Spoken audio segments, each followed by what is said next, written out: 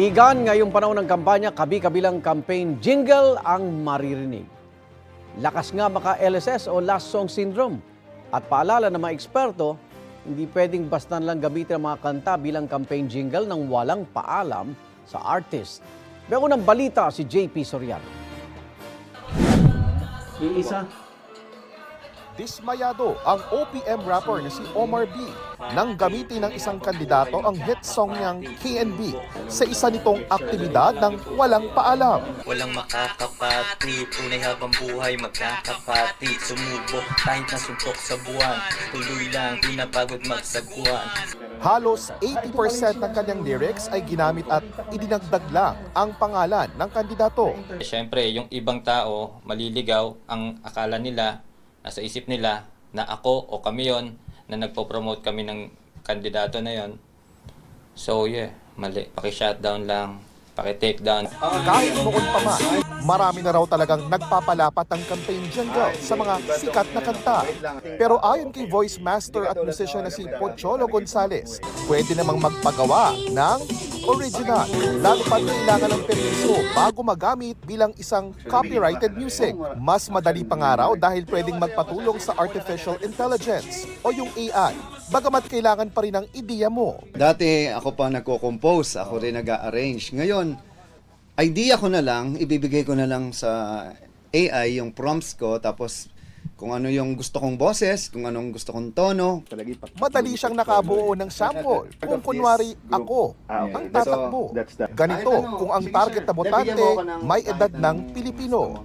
Ni-record muna niya ang boses na gagayahin ng AI. JP Soriano sa Senado, pakaibigan, pakinggan mo ang sigaw. Sagot ko ang asenso nyo sa buhay. Totoo at wagas ang pangako. Para may connect sa mga lolo at lola, chacha, ang tunog ng kanta. JP Soriano, sa Senado, kaibigan, pakinggan mo ang sigaw.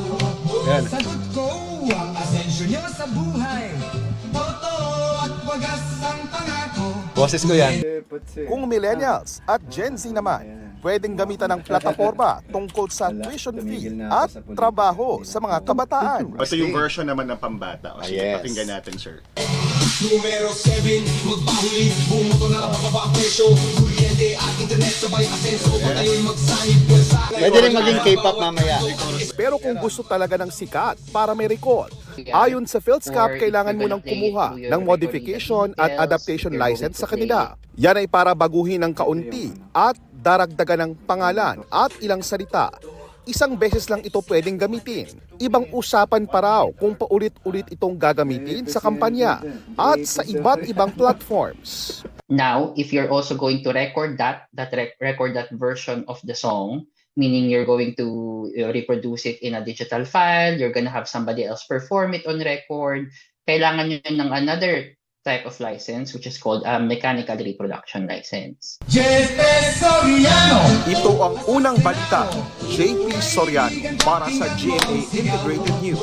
sagot ko ang asensyo. Igan, mauna ka sa mga balita, mag-subscribe na sa GMA Integrated News sa YouTube para sa iba't ibang ulat sa ating bansa.